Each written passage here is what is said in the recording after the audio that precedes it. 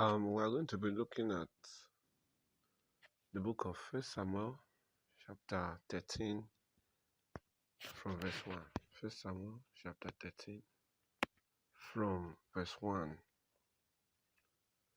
Saul reigned 1 year, and when he had reigned 2 years over Israel, Saul chose him 3,000 men of Israel, whereof 2,000 were with Saul in Michmash and in Mount Bethel, and 1,000 were with Jonathan in Gibeah of Benjamin, and the rest of the people he sent every man to his tent.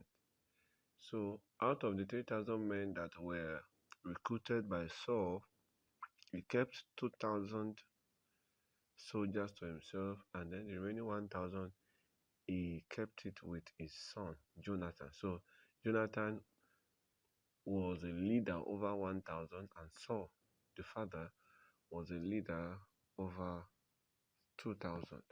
And this verse 2 actually was the fulfillment. This verse 2 was the fulfillment of what Samuel said about the king that the people are asking for. Samuel was speaking to them by the Spirit of God in the previous chapters. He said, this king that you have chosen for yourself is going to use you. He's going to make your sons and your people to work for him. And this is what is already happening. So he now got 2,000 bodyguards for himself, and then he got 1,000 bodyguards for his son. 3. And Jonathan smote the garrison of the Philistines that was in Geba, and the Philistines heard of it, and Saul blew the trumpet throughout all the land, saying, let the Hebrews hear. So when the son of Saul, who was Jonathan, conquered the Philistines that were at Geba, Saul was so happy. He said, okay, blow this trumpet and let the Hebrews hear. What that means is, make sure you spread this news. Let everybody in the land of Israel know that my son is not a coward. My son is also a general. Verse 4. And all Israel heard say that Saul had smitten a garrison of the Philistines, and that Israel also was hard in abomination with the Philistines. And the people were called together after Saul to Gilgal. Can you see that? Now, one of the reasons also that Saul decided to spread the good thing that his son Jonathan did was because he was indirectly preparing his son to take over from him as the king of Israel.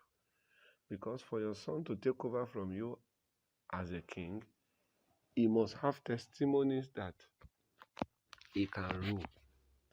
Take for instance, the reason the sons of Samuel could not continue the priesthood was because they were sons of Belial. So Saul was trying to show the people of Israel that his own son is capable to lead them when he is gone. So those things he was doing, he was trying to prepare the ground for his son. Verse 5. And the Philistines gathered themselves together to fight with Israel, 30,000 chariots and 6,000 horsemen. And the people has the sand which is on the seashore in multitude. They came up and pitched in Michmash, eastward from Bethaven. When the men of Israel saw that they were in a strait, then the people did hide themselves in caves and in thickets and in rocks and in high places and in pits And some of the Hebrew went over Jordan to the land of Gad and Gilead.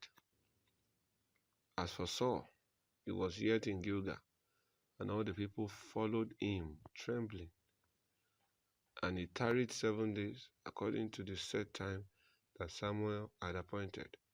But Samuel came not to Gilgal, and the people were scattered from him. So Saul waited for 7 days, according to the words of Samuel. But after 7 days, when he saw that Samuel was not coming, let's see what happened. And Saul said, Bring either a burnt offering to me and peace offering. And he offered the burnt offering. And it came to pass that as soon as he had made an end of offering the burnt offerings, behold, Samuel came, and Saul went out to meet him, that he might salute him. Are you seeing that? Samuel was the one that was supposed to do the offering, because Samuel was their high priest. Samuel was their priest. And it is the responsibility of the priest to make offerings. But Saul could not wait for Samuel, because Saul felt that Samuel was delaying. He felt Samuel is taking too long. So he decided to do for himself what only the minister of God was supposed to do. Now, unfortunately for him, as he was ending the offering that he was not supposed to do, that was when Samuel came. That means if he had waited for a little time, Samuel would have appeared, and Samuel would have been the one to do that thing that he did. So when he saw Samuel coming, he left where he was and he went to salute him, meaning he went to greet him. All right, let's continue and let's see what happens. Verse 11. And Samuel said, What hast thou done? And Saul said, Because I saw that the people were scattered from me, and that thou camest not within the days appointed, and that the Philistines gathered themselves together at Michmash. Now, Saul was under pressure to do what he was not supposed to do for several reasons. The first reason was because the people scattered from him. Are you there? So the love is concern for the people led him to, doing what he's not supposed to do.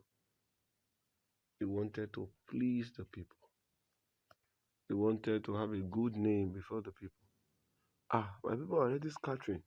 Won't they see me as a bad king? So because he wanted to please men, he went against God. Can you see that? So if your attention is men, you will displease God. But if your attention is God, it becomes easy for you to please him.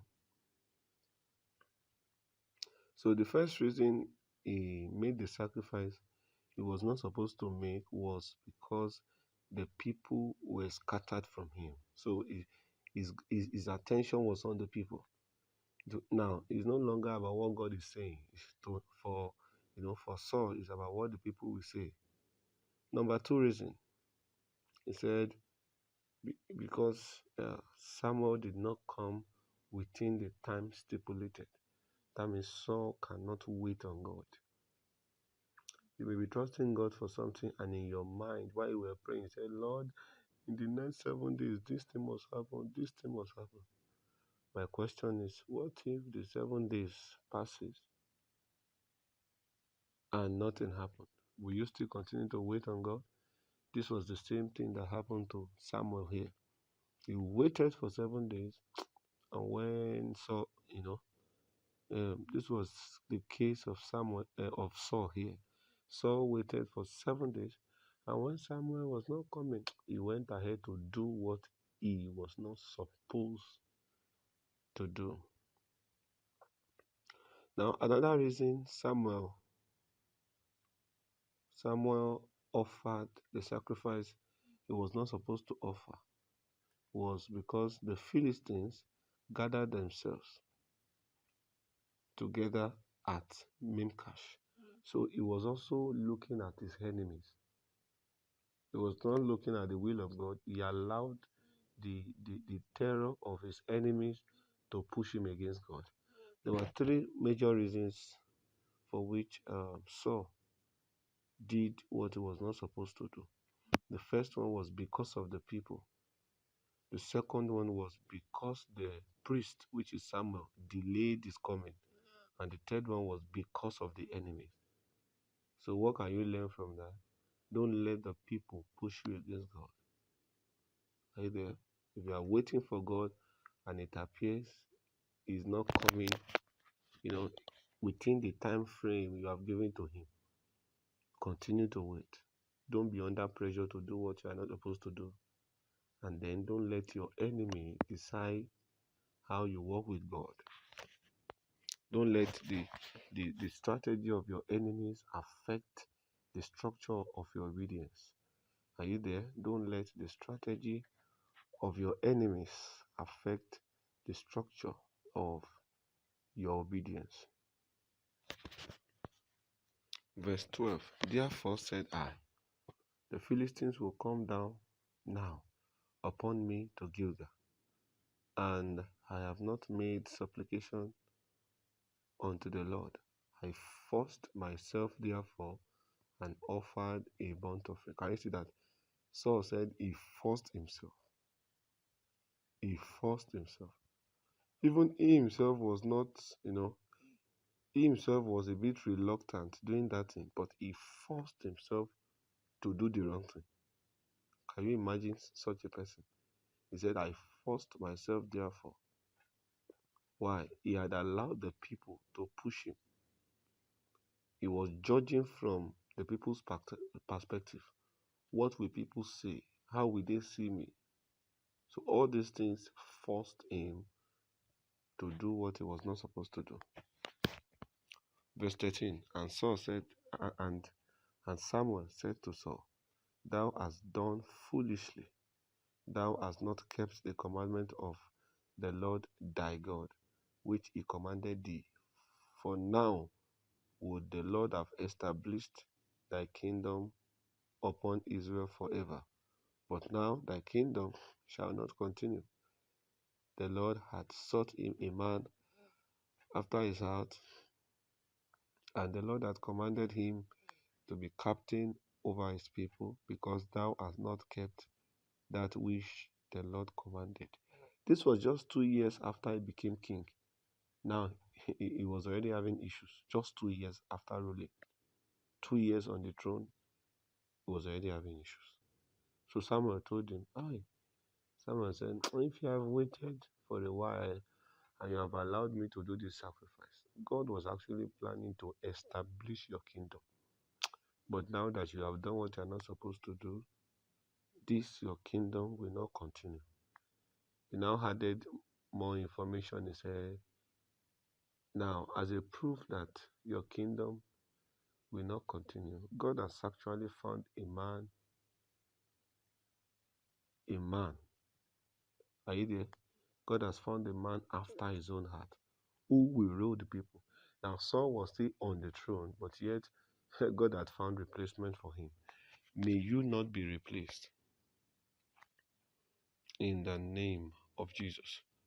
Now, verse 14 actually was a description of the man called David. Are you there? But here, God was talking about David, and the David that God was even talking about know nothing about rulership.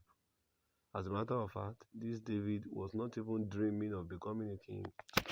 This David was still a child, being childish in his family, but yet God was talking about him. Are you there? You may be there and you think that you are weak. Maybe you think you are not very intelligent. You think you are dull. I speak to you in spirit and in truth. Do you know God is talking about you? Just the same way God was talking about David, God is also talking about you. God is proud of you. God is proud of your current state. Don't be discouraged. You may think, I don't have money, I don't have this. God is talking about you. God is proud of your current state. You may be a sister and you have decided to keep yourself, and people are looking at you as a foolish person, as somebody that is not civilized. Or maybe you decide to stand for God. People are doing some things that are wrong. You said no, and people are just calling you different names, Pharisee, blah blah blah, and you are already getting tired. No, don't be tired. God is talking about you. Yes, God is talking about you. There is something God is preparing for you that if you can wait, by the time it comes, everyone will gather to celebrate you. So you know what happens here? The kingdom of Saul, according to the word of the Lord, will not continue. Why? Because the man acted foolishly. So, logically speaking, after 2 years of Saul's reign, he began to have problem with Samuel. After 2 years of his reign, his kingdom stopped. The continuity of his kingdom stopped. Now, when Samuel made this pronouncement, it was not immediately that he left the throne.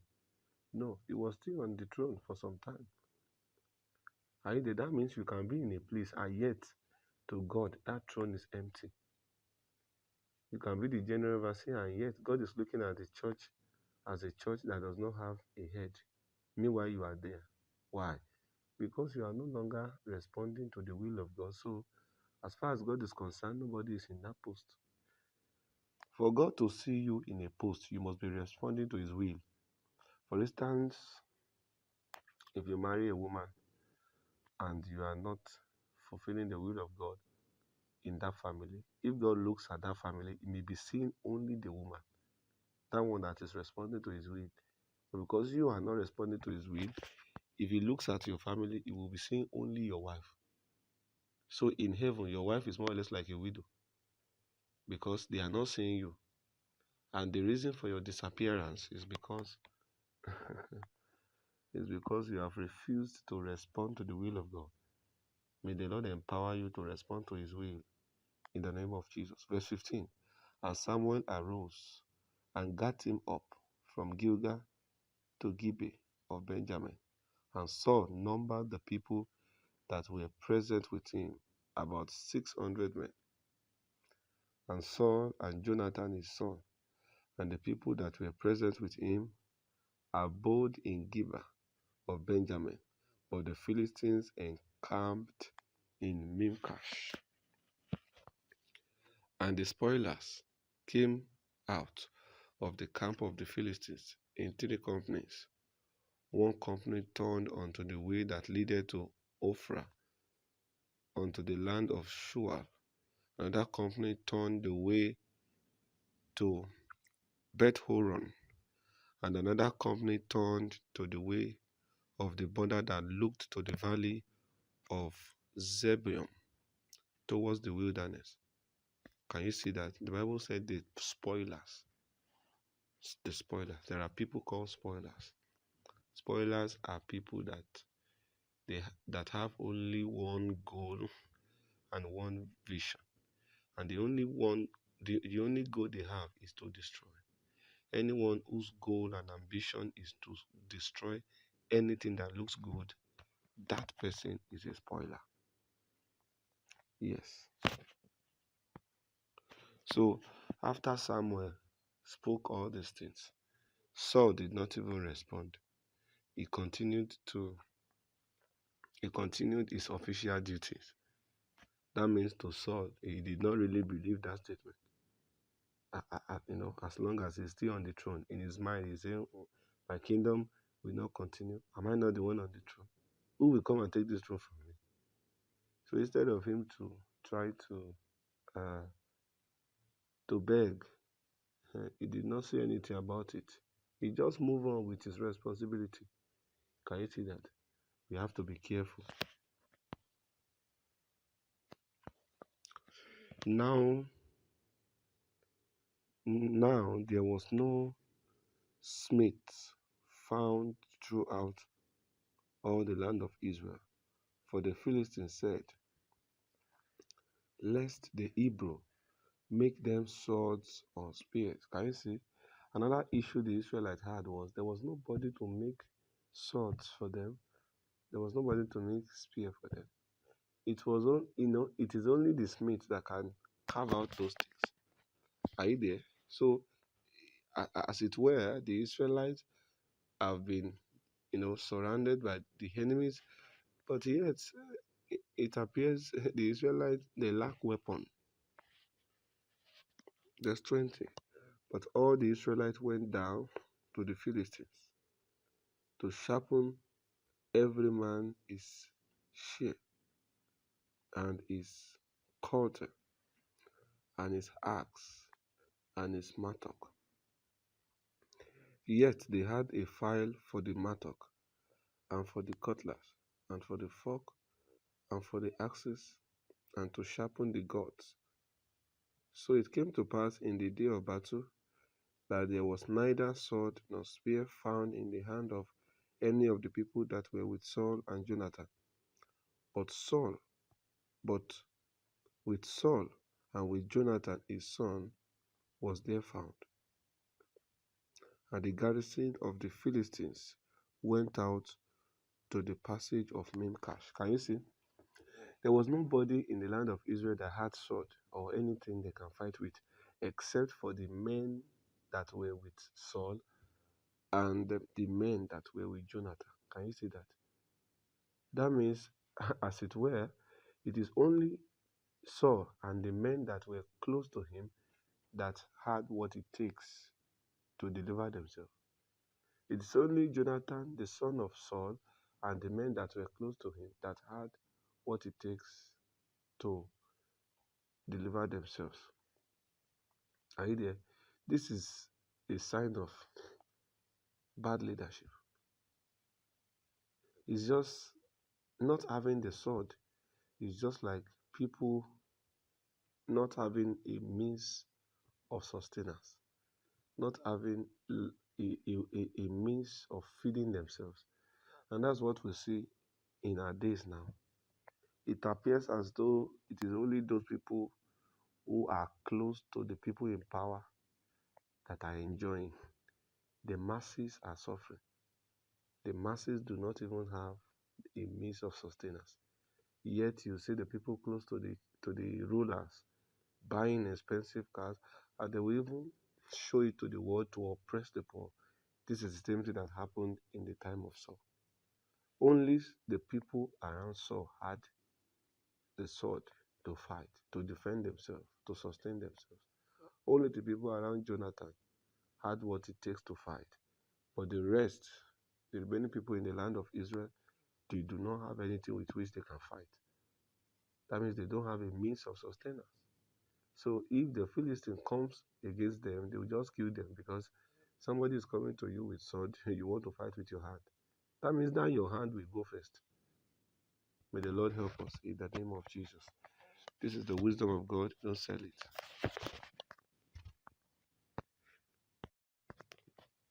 Let's look at the book of 1 Samuel,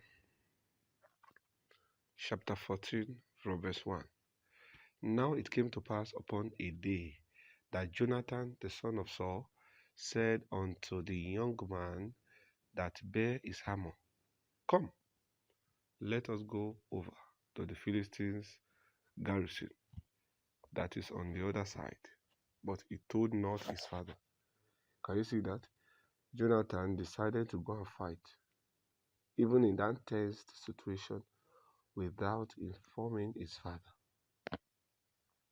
Verse 2. And Saul tarried in the uttermost part of Gibeah, under a pomegranate tree, which is in Migron. And the people that were with him were about 600 men. And Hiah, the sons of Hetob, Ichabod's brother, the son of Phinehas, the son of Eli, the Lord's priest in Shiloh, wearing an ephod. And the people knew not that Jonathan was gone. And Between the passage by which Jonathan sought to go over onto the Philistines' garrison, there was a sharp rock on the one side and a sharp rock on the other side.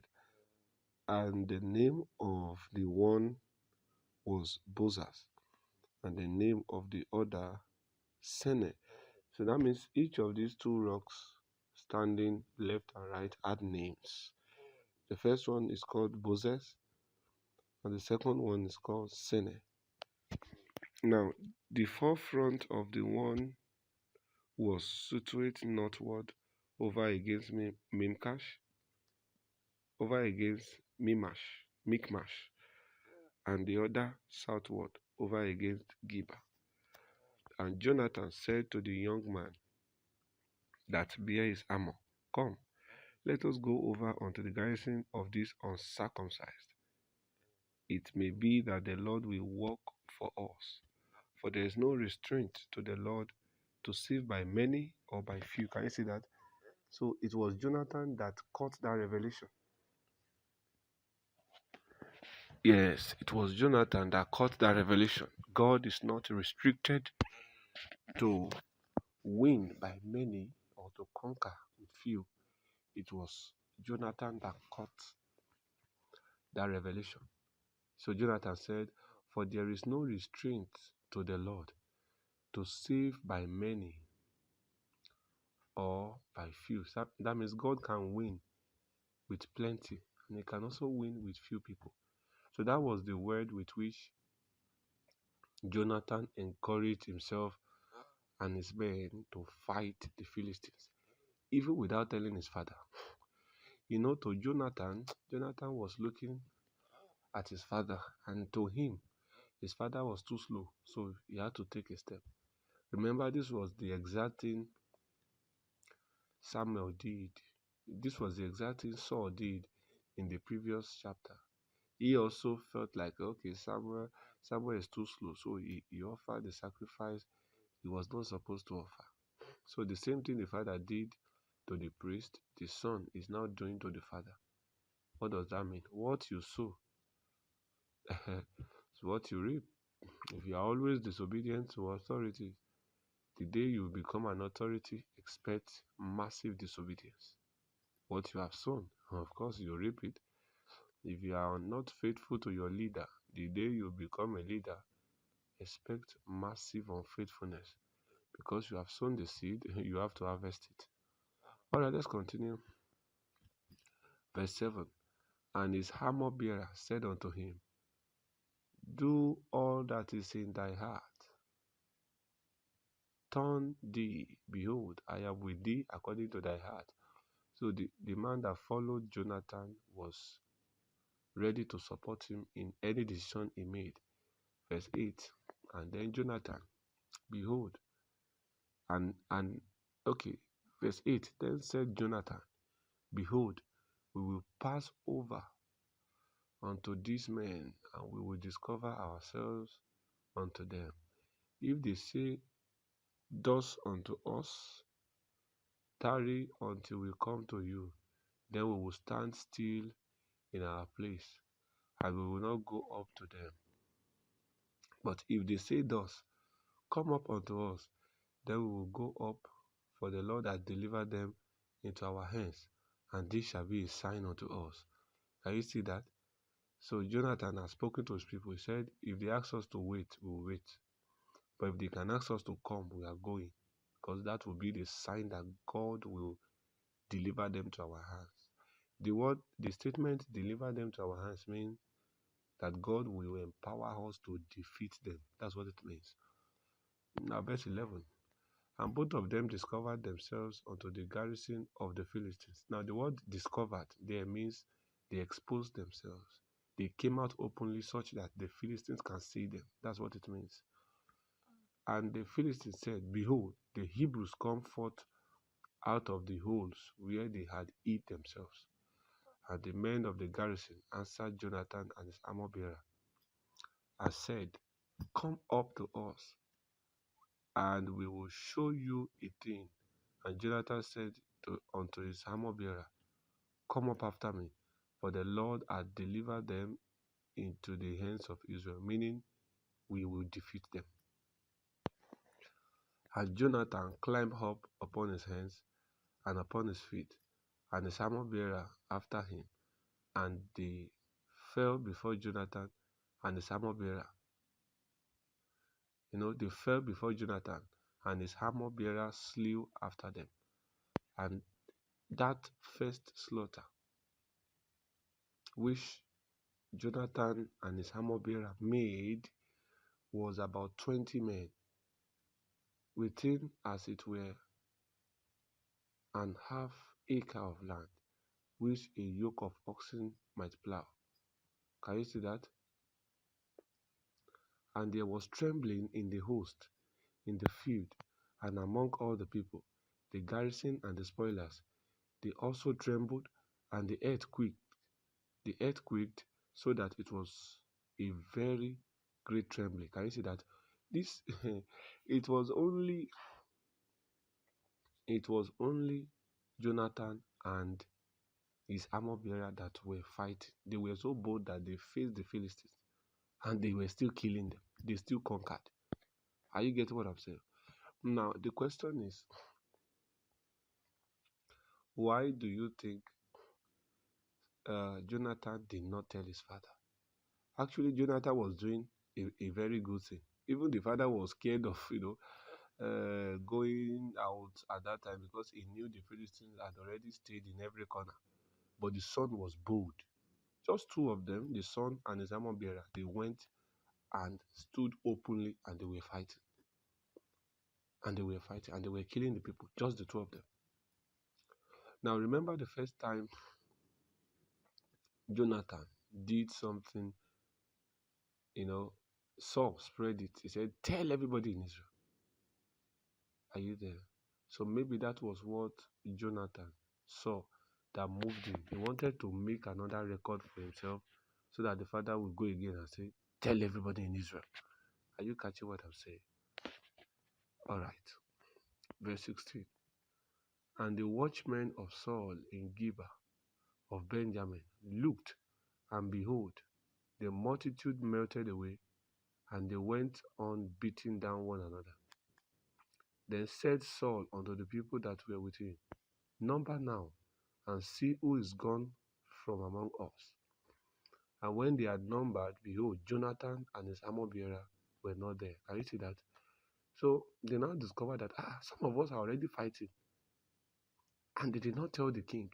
So Saul said, "Okay, count these people. Let's know those two people who rebelled against us by going out to fight. Though what they are doing is good, but they are supposed to take permission. Let me know those two people who went without taking permission." And Saul said to Hiah, "Bring either the ark of God." For the ark of God was at that time with the children of Israel. And it came to pass, while Saul talked unto the priest, that the noise that was in the host of the Philistines went on and increased. And Saul said unto the priest, "Withdraw thy hand." And Saul and all the people that were with him assembled themselves, and they came to the battle, and behold, every man's sword was against his fellow, and there was a very great discomfiture. Can you see that? Actually, Saul was not planning to go that early to that battle. But because his son, it was only his son and his armor bearer that were fighting, he got scared. He said, if we leave these two people there, though they may appear to be winning now, but by the time they surround them, they will just kill them. I can't lose my son. So immediately, he gathered his people. These people we have seen now, they are already the voice of God to us. That means we should go. We don't need to go and ask God, "Lord, should we fight?" Seeing my son and the armor bearer there is an instruction already.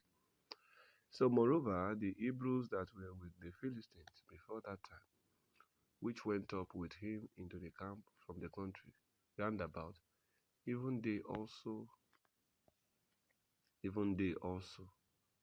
turned to be with the Israelites that were with Saul and Jonathan. Likewise, all the men of Israel which had hid themselves in Mount Ephraim. When they heard that the Philistines fled, even they also followed. They followed hard after them in battle. So the Lord saved Israel that day, and the battle passed over unto Bethaven.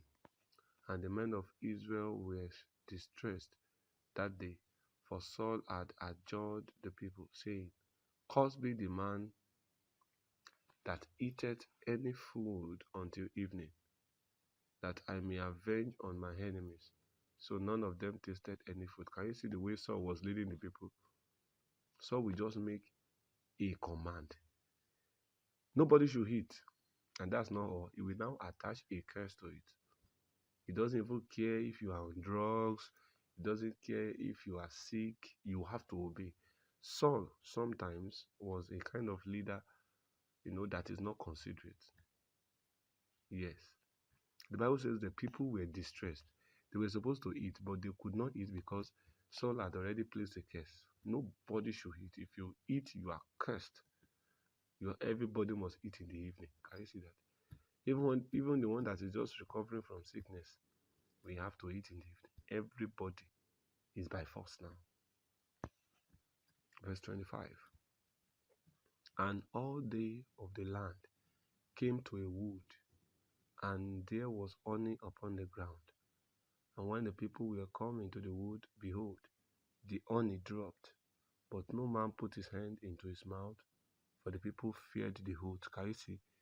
They even saw something that they could eat, but they could not, because they remember the curse that Saul had placed on anybody that eats before evening. 27. But Jonathan heard not when his father charged the people with the oath. Jonathan and his armor bearer, they had gone from the camp.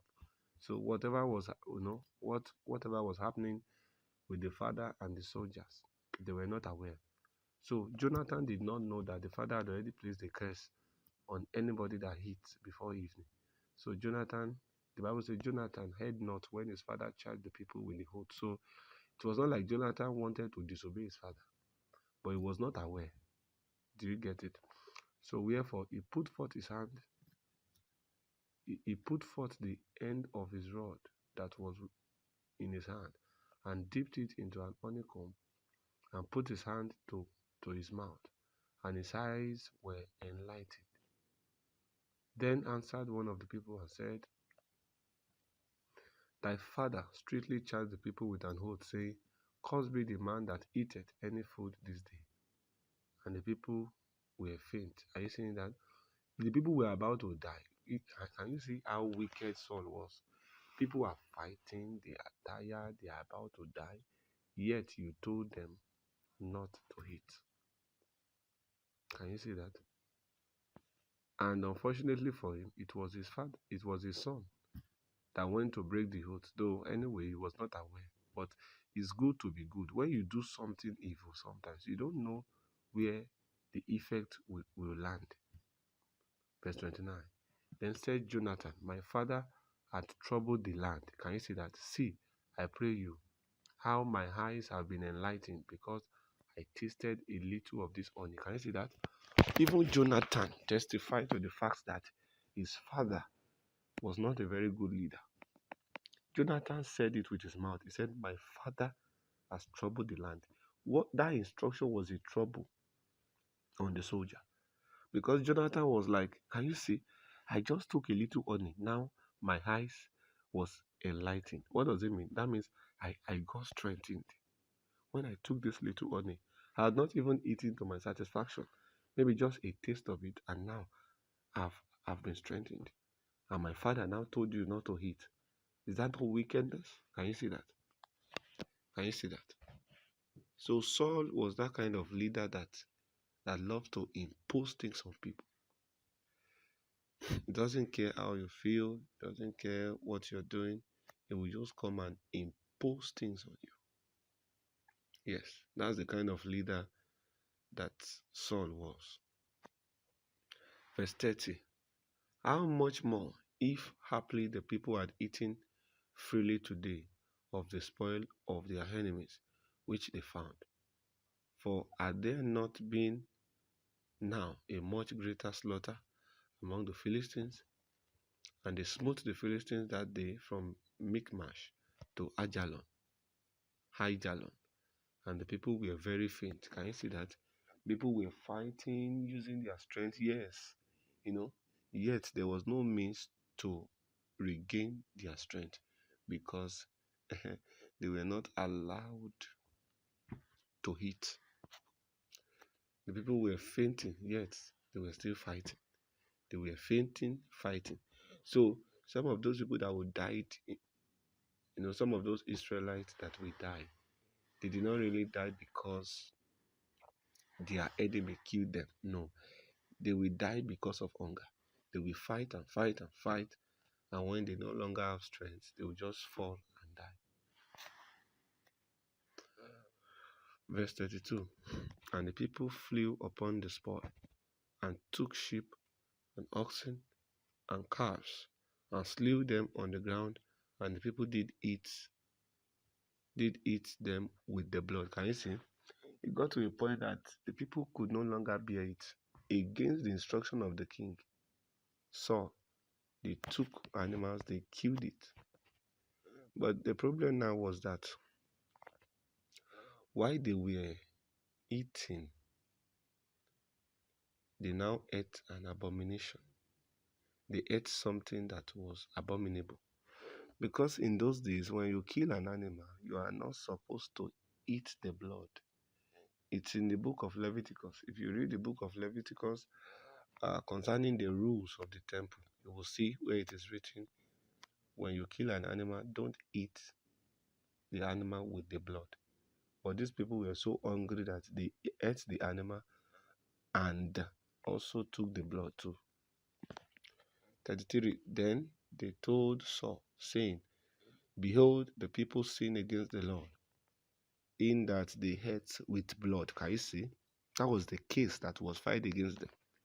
The problem is not even eating the meat, but the problem is the blood, because it's an abomination. There's a law against that. So by eating the blood, they have sinned against God. And he said, ye have transgressed. Roll a great stone unto me this day. And Saul said, disperse yourself among the people, and say unto them, bring me either every man his ox, and every man his sheep, and slay them here, and eat, and sin not against the Lord in eating with blood. And all the people brought every man his ox with him that night, and slew them there.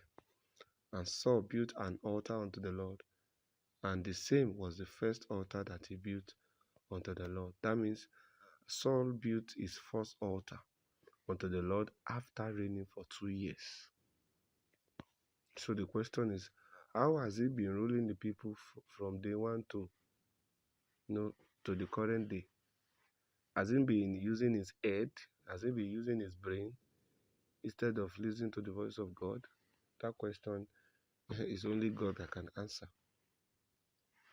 So verse 35 revealed that Saul built an altar. So at a point when the news came to Saul that the people are already eating animals with their blood. So Saul now said, okay. Now you can kill something and eat, so that you will not sin.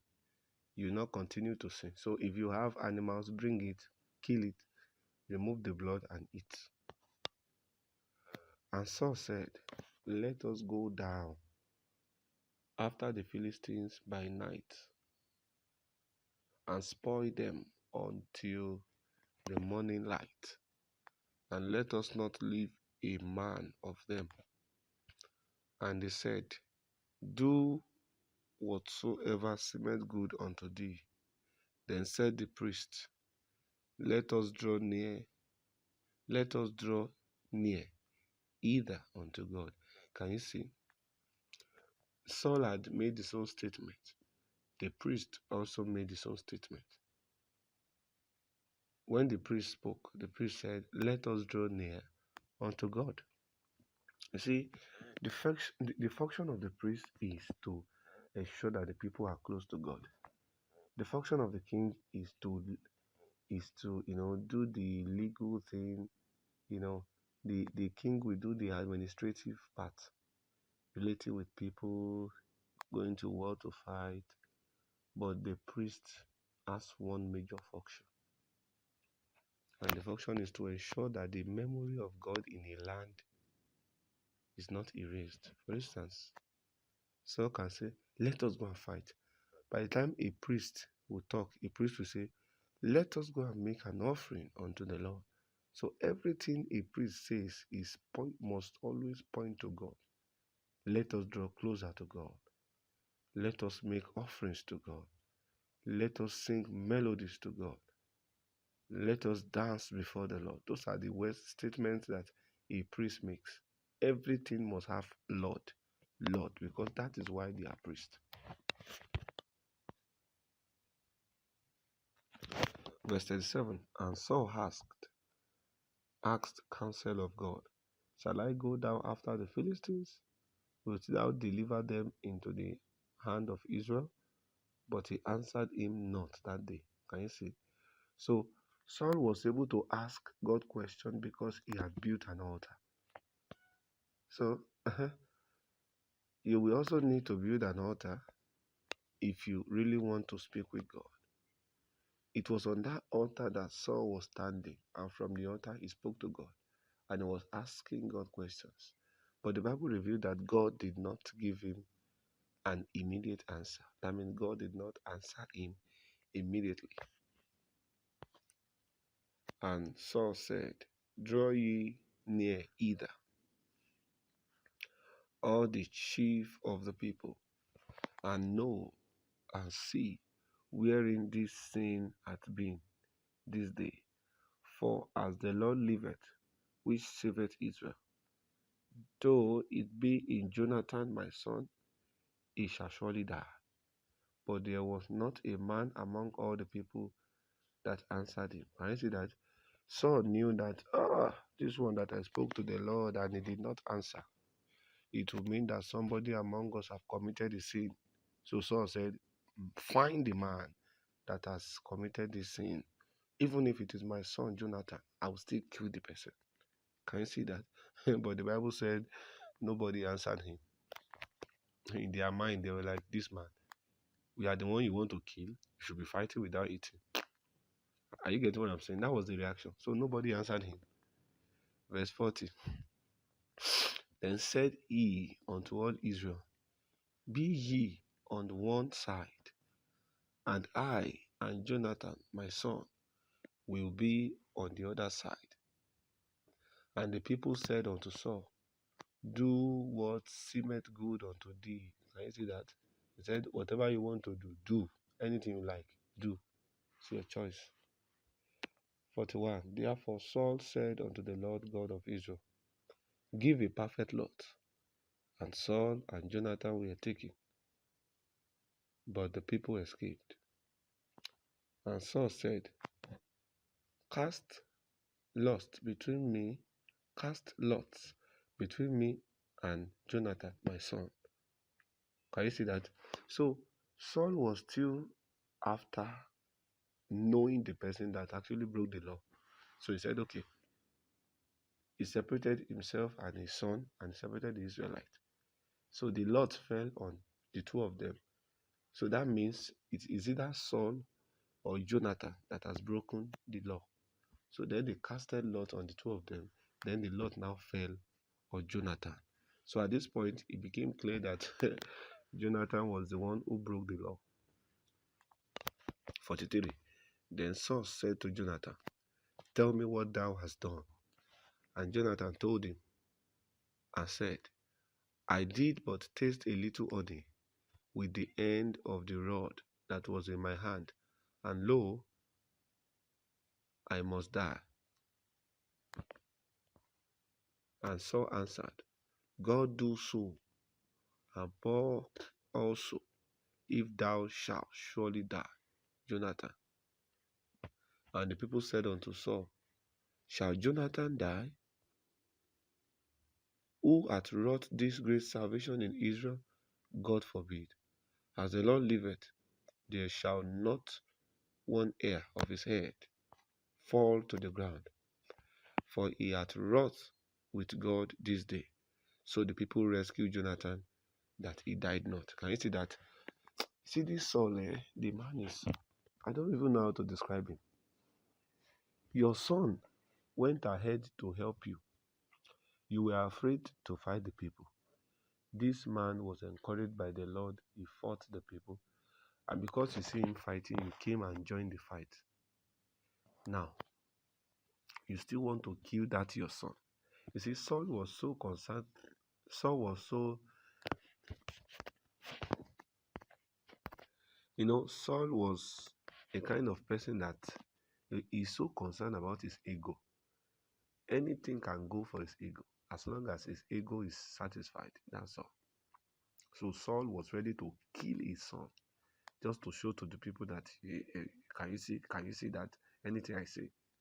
But the people, Bible said the people rescued Jonathan.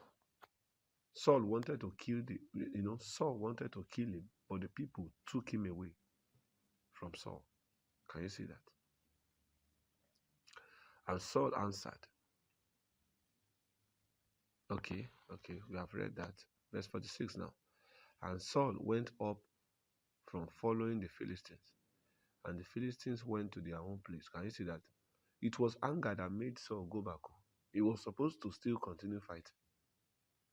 And because he saw that the people did not allow him to kill his own son.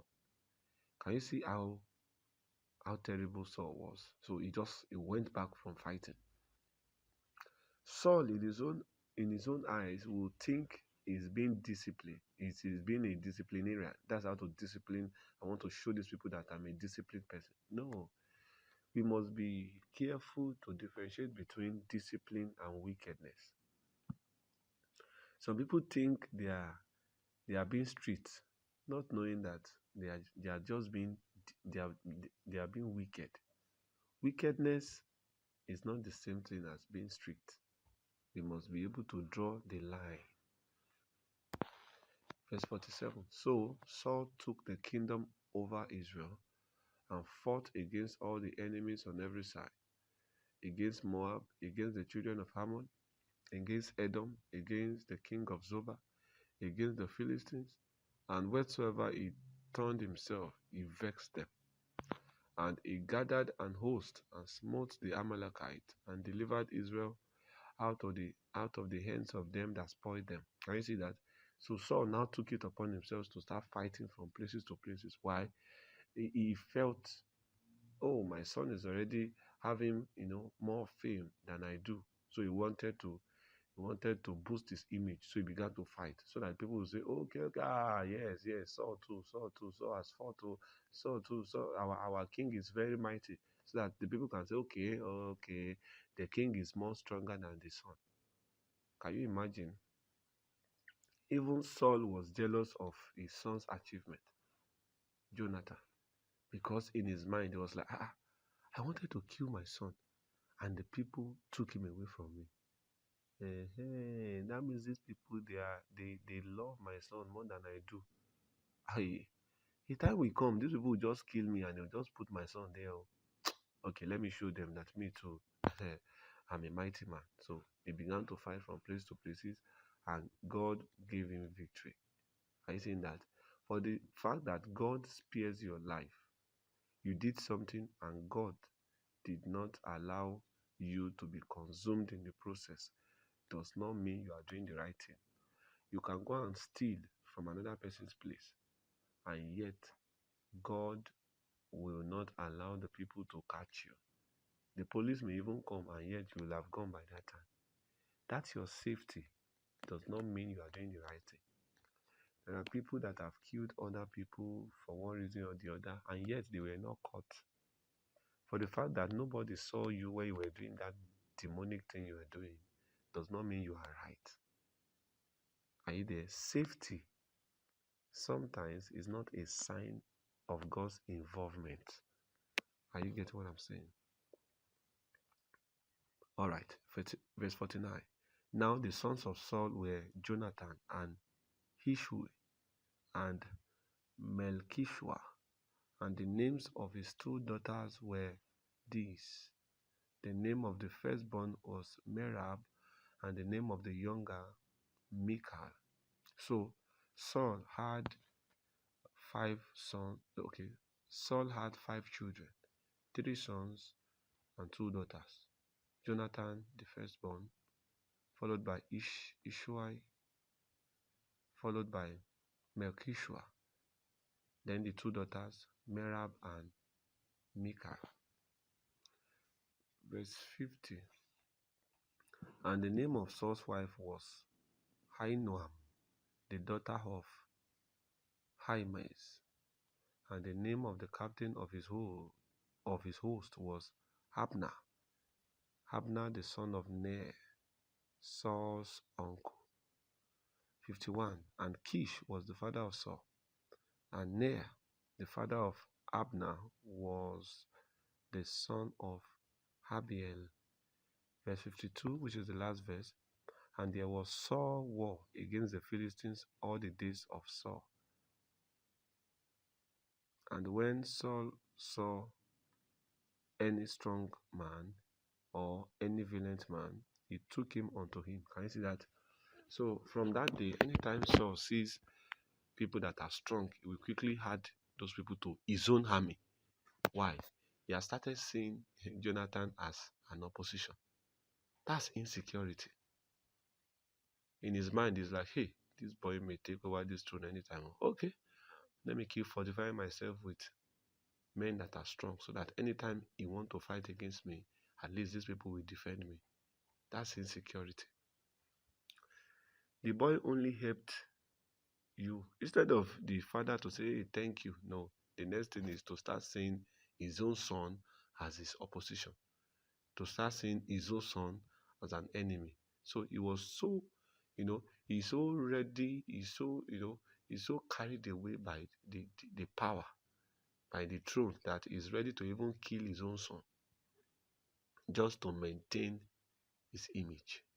May the Lord help us not to be carried away with vanity in the name of Jesus. This is the wisdom of God. Don't sell it.